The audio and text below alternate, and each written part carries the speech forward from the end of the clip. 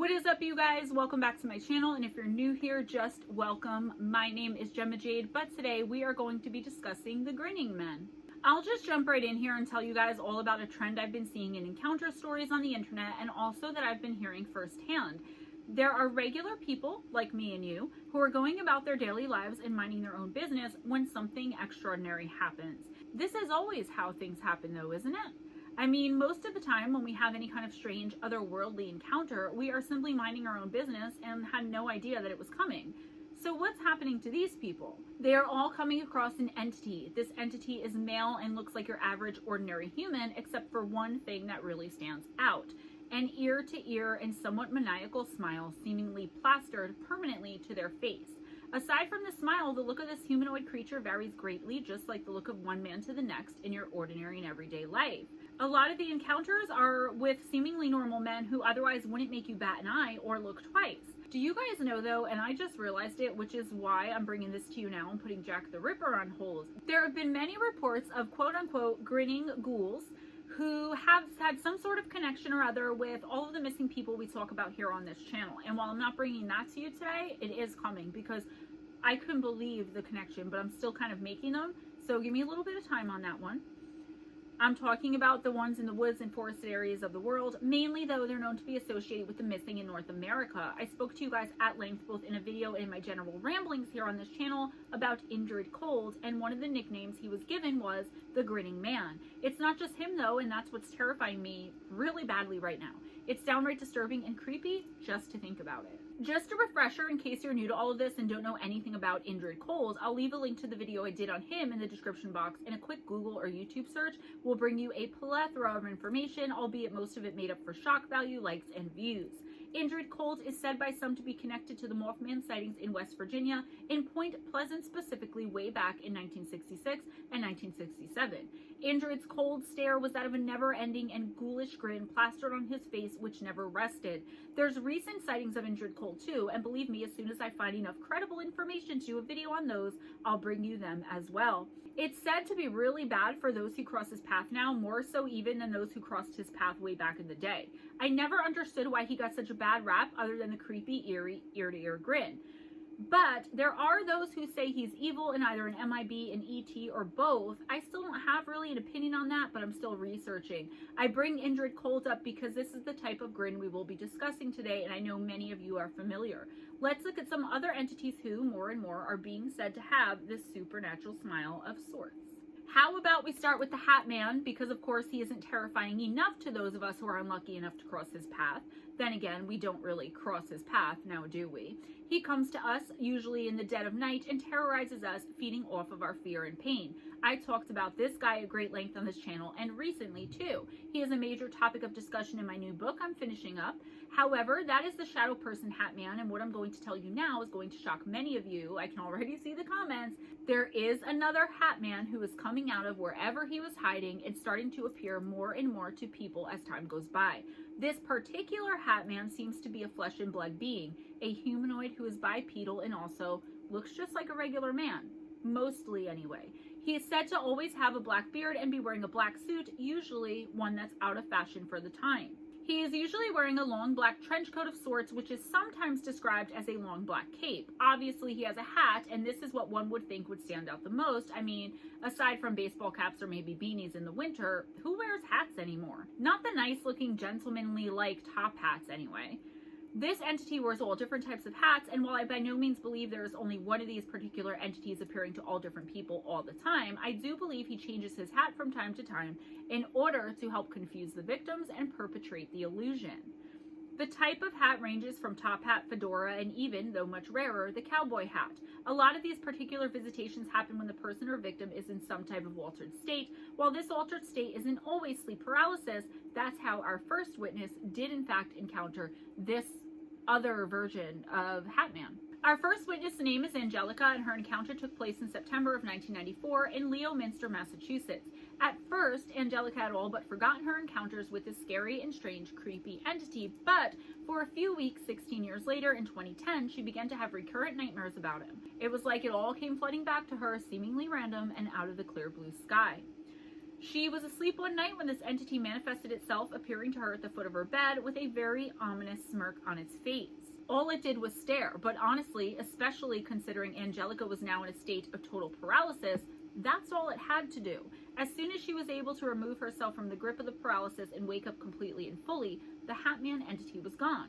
In my humble opinion, this is just another to add to the list of entities that creep into our bedrooms at night, feed off of our fear, terror, and pure adrenaline that course through us to the very fiber of our beings when these entities appear and these types of things happen. Ugh.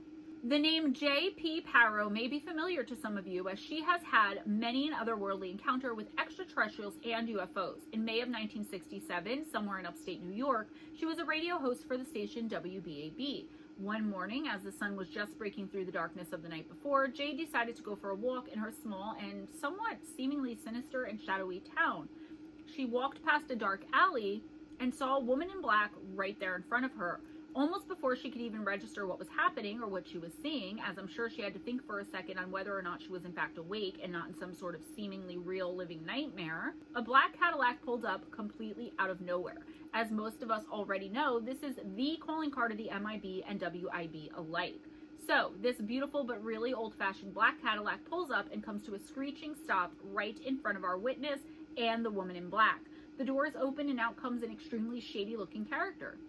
It was a man, and he was dressed in a gray suit, not black as one would expect in an encounter like this. Jay described him further by saying he was, quote, oriental looking, end quote, and with an ear-to-ear, incredibly bizarre and somewhat fiendish looking grin to his face. Literally like it was plastered there, as though it were some sort of strange curse where the person is doomed to never again not smile like some kind of demented elf. This brings me to the encounter I had that I told you all about in my last book with the little elf thing that lived in my closet and who otherwise seemed harmless besides its somewhat maniacal grin over bloody pointed teeth. I just got the chills. Back to our witness, as she looked further, she could now see the driver of the vehicle and said that he looked almost identical to the man who had originally gotten out of the vehicle. The man then approached Jay and shook her hand. He even spoke to her saying, quote, I am Apol, end quote. Our witness reported that holding this man's hand was similar to what she would think holding the hand of a cold, lifeless corpse would be like. Our next witness is named Marcy, and her story starts in West Texas, United States, where she grew up. She didn't only have one encounter that left her to question her sanity and what was real or not ever since. Oh no. Marcy had a bunch of encounters, and all of them with what has come to be known as, quote, the grinning man, end quote. Perhaps INDRID colds? I'll let you all be the judge and let me know what you think in the comments below, as I said after the video, please. Marcy tells it best, so here it is. Quote, I haven't told a lot of people about this. When I first saw the person, I was about 1 or 2 years old. I have a very long memory. It was like the typical thing that you hear. It was this man who would stand in the doorway of my bedroom. I remember standing up in my crib and holding onto the bars, and he wore a fedora and a tan raincoat and black trousers, shiny shoes, and black leather gloves.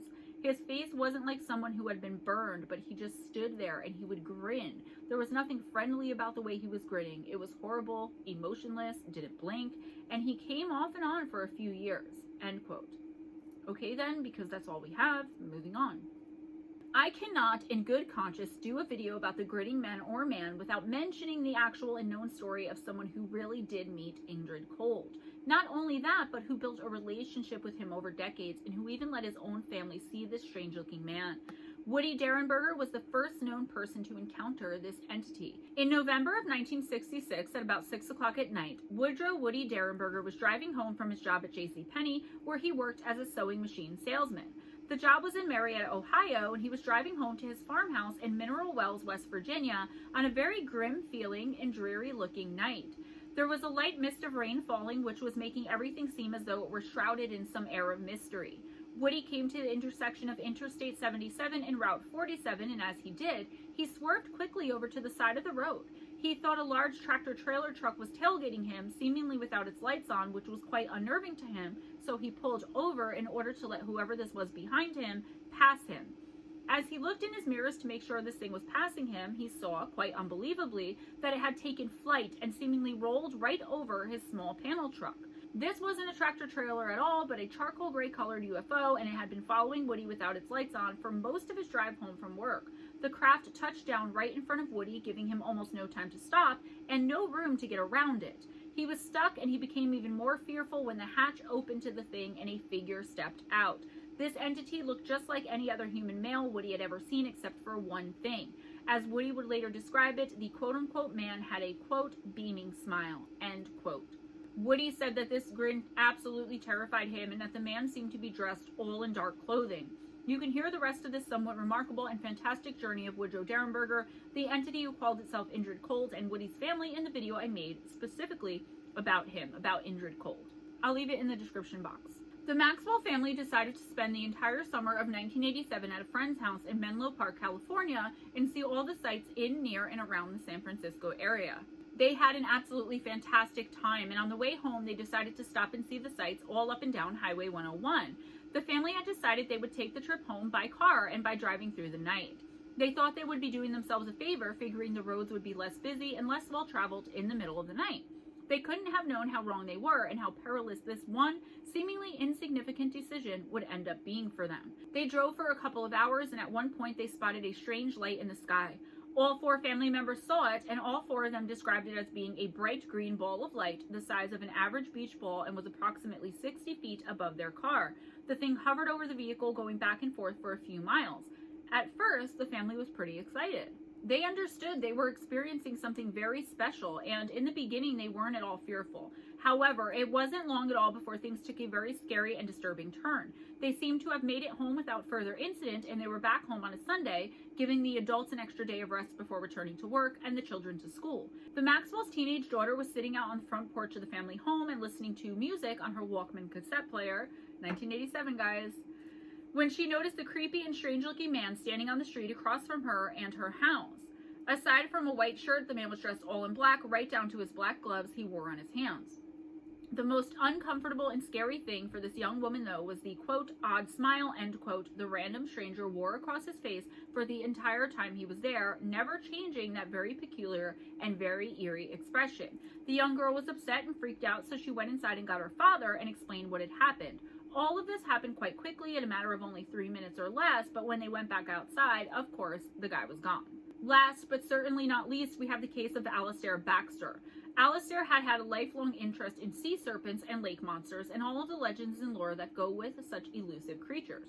It was 1968 and summertime when he traveled to Loch Ness in Scotland to research Nessie herself. He spent 9 weeks there and had his best camera equipment and binoculars with him on hand at all times. He was careful and quiet in his investigation, though, so as not to bring too much unwanted attention to himself and or what he was doing. Maybe the locals wouldn't take too well to it, or maybe he figured he would open himself up to a prank or something else if he had announced what he was doing and why he was there to begin with. Alistair himself, unfortunately, did not get a glimpse of the Loch Ness Monster during that trip, but he did find a lot of people who had seen it.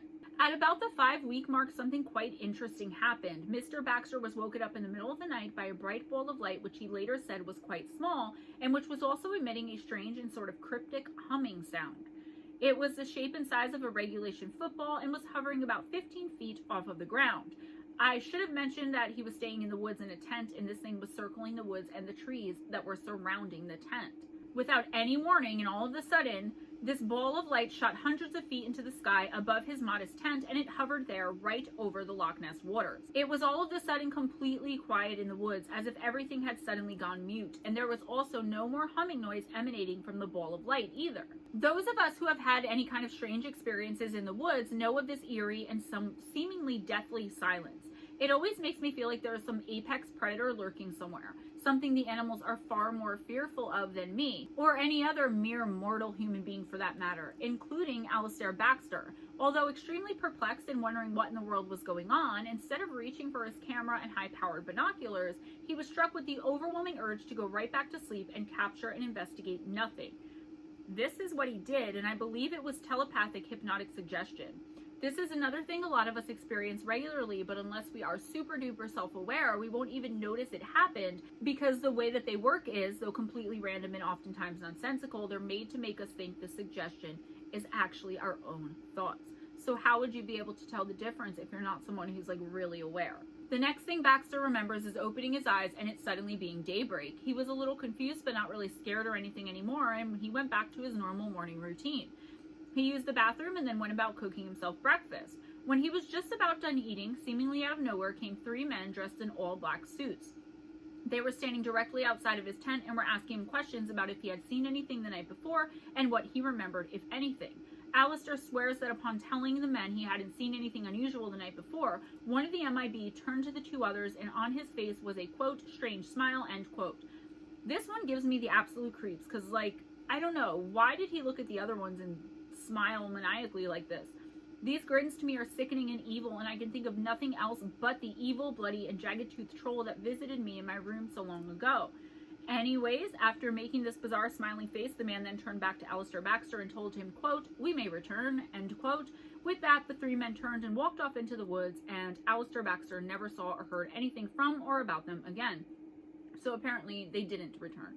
So guys, what do you think of these encounters of this entity? Could it be that there's some sort of old-timey extraterrestrial, like some older model that they finally realized the grin they gave isn't friendly or welcoming and doesn't seem to make it any more human-looking, or rather the opposite?